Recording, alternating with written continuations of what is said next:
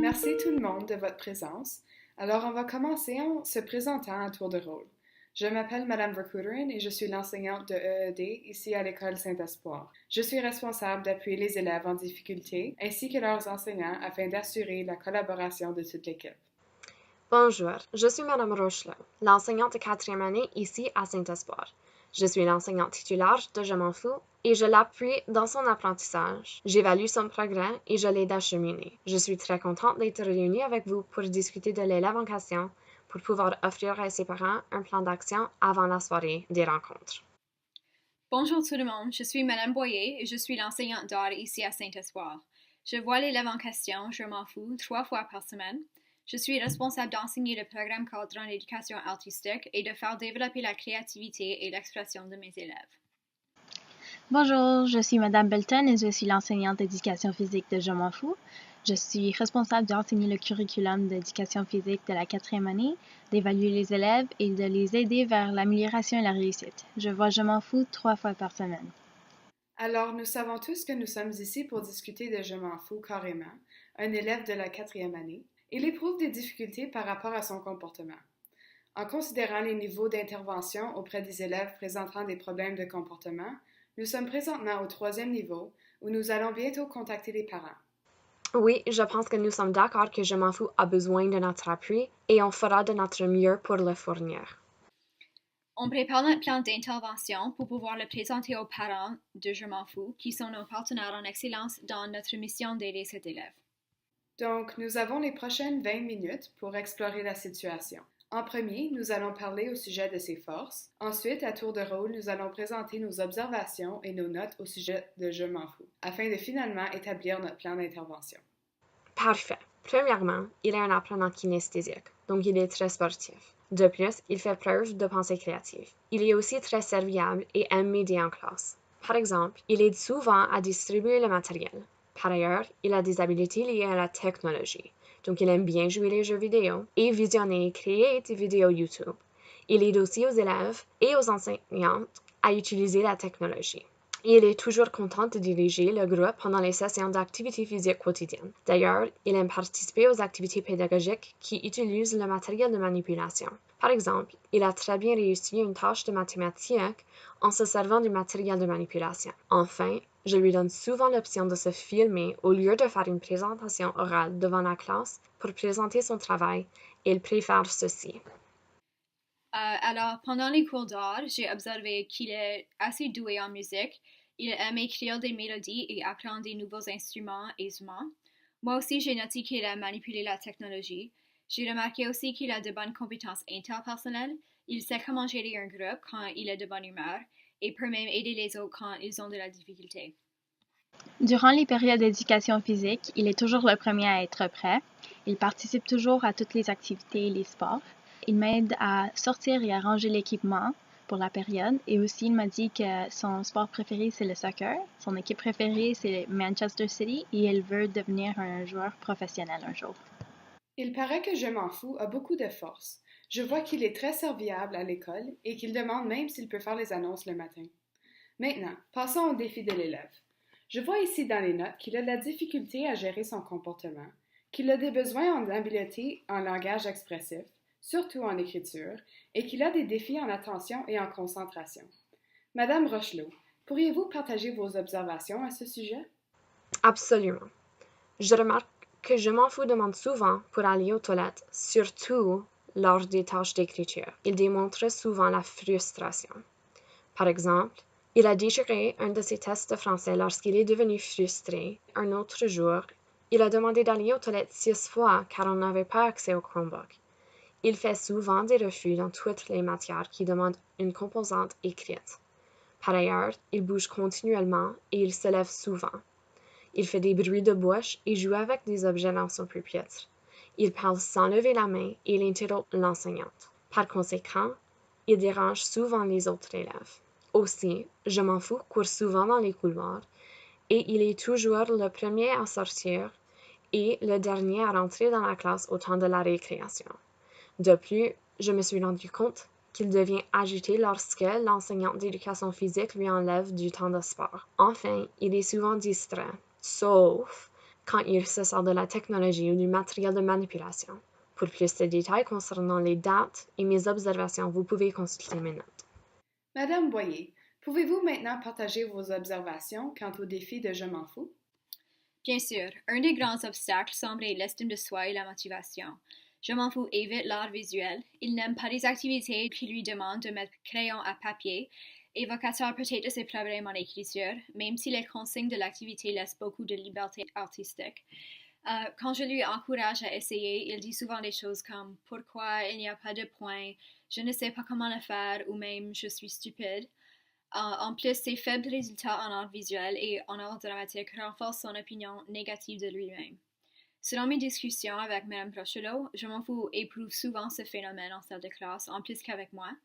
Quand Je m'en fous évalue un travail comme étant trop difficile pour lui, il cherche à l'éviter et commence à distraire les autres. Il démontre aussi des problèmes de comportement causés, selon moi, par son insécurité. Il parle à haute voix et interrompt la classe, par exemple le 10, le 15, le 22 et le 30 septembre. Il demande d'aller aux toilettes et ne revient pas, le 22 et le 30 septembre, ce qui nécessite que j'appelle quelqu'un pour aller lui chercher. Malgré son amour pour la musique, il prend souvent les instruments et n'arrête pas de jouer avec. En gros, il distrait les autres élèves souvent dans la classe. Aussi, en art dramatique, il n'aime pas lire les scénarios et alors il se retire de son groupe et devient déprimé et là je dois aller lui rechercher. Nous allons maintenant passer aux observations de l'enseignante d'éducation physique. Oui, dans ma classe, je me rends compte qu'il est très énergétique et c'est une bonne attitude d'avoir dans un cours d'éducation physique.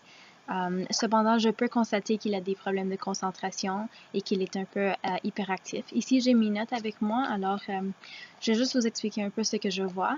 Je m'en fous, rentre un peu dans l'espace personnel des autres, surtout en ligne. Il se colle devant la personne en avant de lui puis il leur fait des grimaces. Et j'ai consulté ça le 9, 12 et le 15 septembre.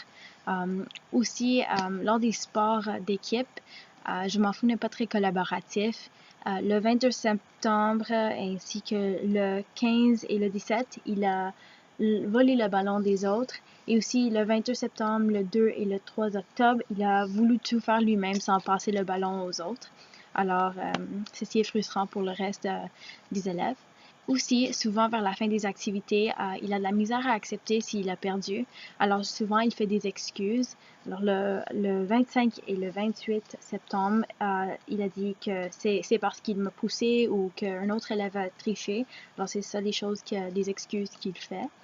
Je peux noter aussi qu'il a un problème de confiance en soi-même et un estime de soi qui est bas, car quand il perd, il se met tout rouge de colère, il se frustre, se retire du jeu et après quelques minutes, il est très triste. Et j'ai noté ça le 22 et le 25 septembre lorsqu'on a joué au soccer parce que c'était important pour lui.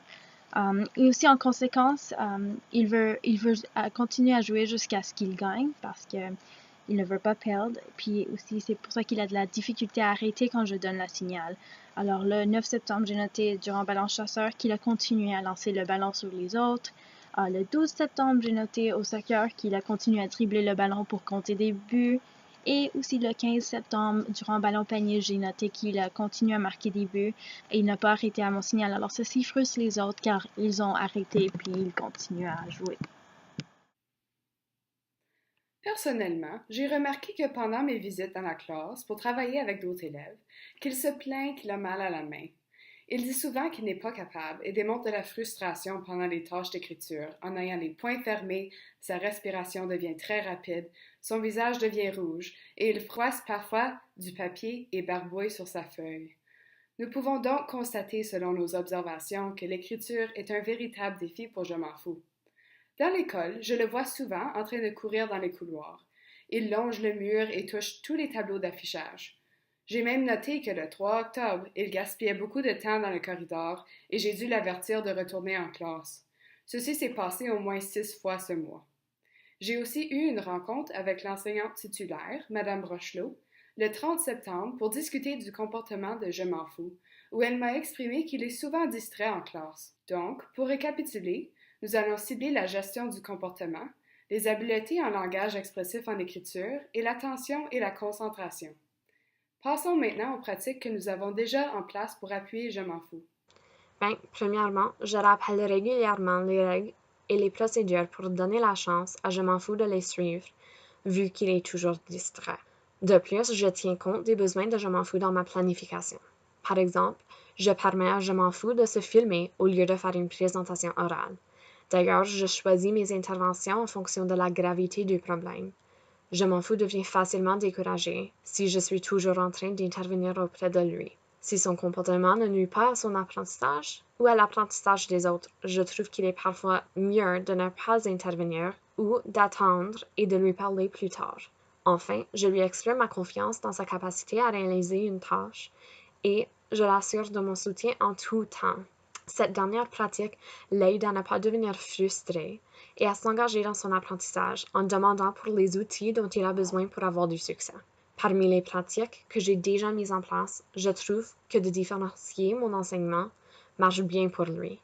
Il devient beaucoup moins frustré lorsque je lui permets de se filmer au lieu de présenter devant la classe et il devient moins distrait et réussit beaucoup mieux ses travaux lorsqu'il utilise du matériel de manipulation ou la technologie.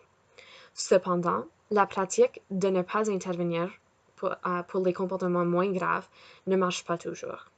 Parfois, les comportements moins graves deviennent plus graves si je n'interviens pas.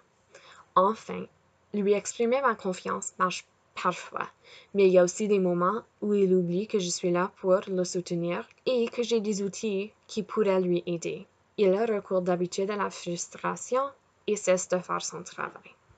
Oui, dans mon cours, je fais mon possible pour préparer des situations d'apprentissage qui tiennent en compte des différences dans les façons d'apprendre et dans les besoins des élèves. Alors, avec Je m'en fous, il est un apprenant qui est kinesthétique et il aime bouger. Alors, j'ai fait de lui le responsable pour ranger et sortir l'équipement avec mon aide, bien sûr. Il aime faire ceci, puis ça lui donne un sentiment d'importance dans la classe aussi. Je dérange le moins possible les activités qui sont en cours dans la classe. Si j'ai à faire des interventions, j'essaie de les faire non-verbales ou verbales, juste en lui disant « Hey, tu peux passer à Mathieu, il est ouvert », quelque chose de comme ça discret. Je ne veux pas déranger les autres parce que aussi ça leur frustre. Et ceci fonctionne quand il se rend compte, mais souvent il est très concentré dans son jeu. Alors c'est difficile de lui parler. J'ai parlé aussi avec Je m'en fous en lui faisant remplir une feuille d'auto-évaluation pour qu'il puisse privilégier la prise en charge de son comportement. Et j'ai vu des améliorations. Il commence à se rendre compte de ce qu'il fait et je vois qu'il veut arrêter. Il commence à être capable d'avouer ça puis d'être un peu plus collaboratif. À la fin de chaque période, j'effectue un retour sur l'apprentissage lorsque la majorité de la classe a fini une activité ou un sport. Et je fais ci avec tout le monde ensemble pour ne pas cibler une minorité d'élèves. Parmi les stratégies que j'ai déjà mises en place, comme nous le savons, je veille à ce que tous les enseignants responsables de Je m'en fous sont au courant de ce que j'attends de mes élèves et moi je suis au courant de ce que vous attendez.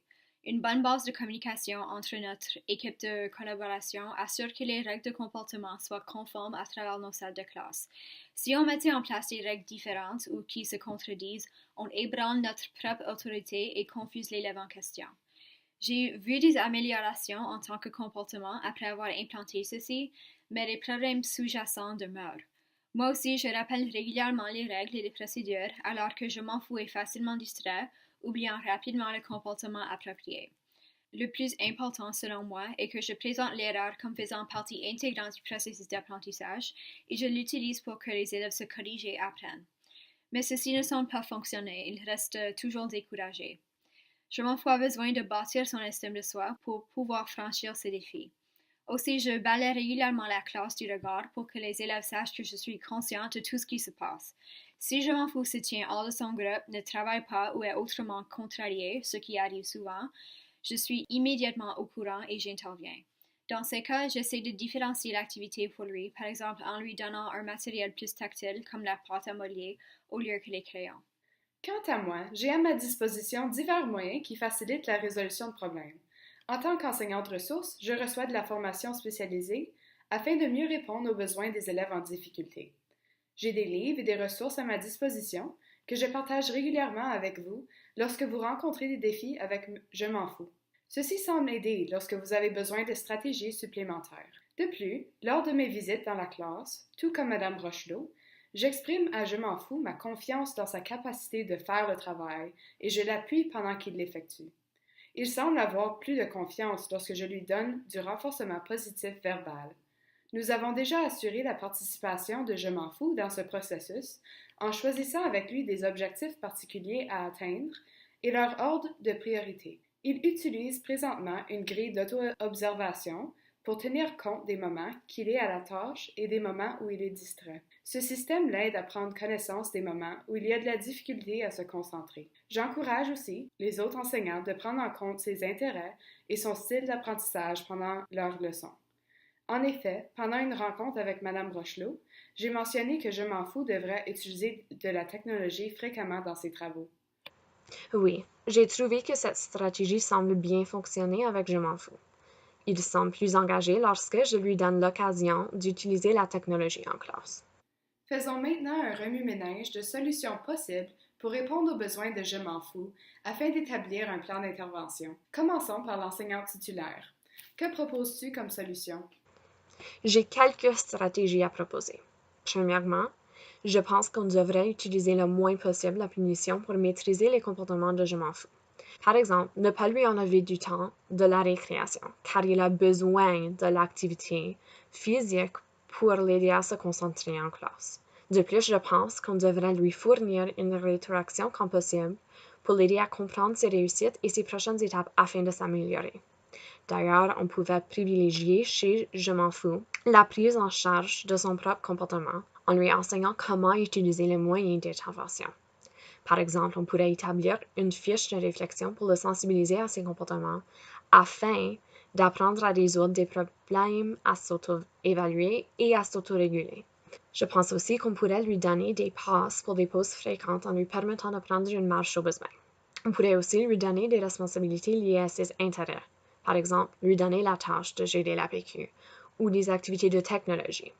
Enfin, on pourrait lui permettre d'être debout lors des explications ou des périodes de travail s'il ne dérange pas les autres. Je suis absolument d'accord qu'on ne devrait pas faire recours aux pratiques punitives. Par exemple, j'ai décidé de ne pas retenir Je m'en fous de la sortie éducative à l'Institut d'art de Détroit le 4 novembre. Une telle intervention n'avance pas son développement social ou sa motivation en art visuel. Deuxièmement, j'aimerais commencer à faire participer mes élèves au choix des règles de fonctionnement de la classe. Ceci était un défi au passé comme l'enseignant d'art car j'enseigne toute l'école, mais Je m'en fous peut maintenant participer avec la classe dans la création d'autres règlements qui l'aident à se sentir à l'aise et assurer un bon déroulement en classe. Troisièmement, je planifie différencier même plus, par exemple en lui donnant plus de liberté en musique. Je m'en fous pourrait également se filmer en jouant ces morceaux qu'on pourrait afficher sur YouTube ou sur le site web de l'école par la suite comme valorisation. Il aime bouger, j'accorderai à Je m'en fous un rôle de leader au sein de son équipe de danse. Finalement, je choisis des situations d'apprentissage qui offrent aux élèves un défi réaliste. Selon moi, Je m'en fous éprouve un besoin de compétence à l'école dans le sens qu'il manque ce sentiment d'être capable d'apprendre et de surmonter des défis. Alors les activités que je lui propose devraient être à son niveau. Je vais choisir des situations d'apprentissage qui correspondent aux compétences que je veux voir développées chez mes élèves. Alors, pour sensibiliser la classe à l'espace personnel, je vais faire l'activité des cerceaux où tout le monde a un cerceau puis on ne peut pas dépasser l'espace personnel des autres. Je vais faire apparaître des diverses situations de la vie quotidienne où les élèves peuvent exercer leurs connaissances. Alors, je ferai une mini-leçon sur l'esprit d'équipe et suivi d'une activité de collaboration pour que les élèves puissent vraiment voir l'importance du travail en équipe. Et aussi, après ça, on peut leur donner une réflexion à faire à la maison qu'ils peuvent rapporter puis que je peux coller sur les murs.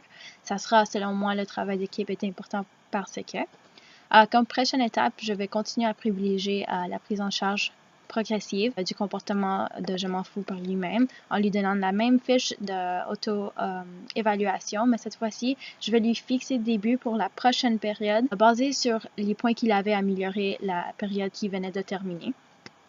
Aussi, je vais utiliser la punition le moins possible et je vais essayer de lui parler après les périodes pour qu'il puisse avoir cette période d'éducation physique pour bouger puis jouer au sport avec les autres enseignants, se rend compte qu'il a vraiment besoin de ce temps pour bouger.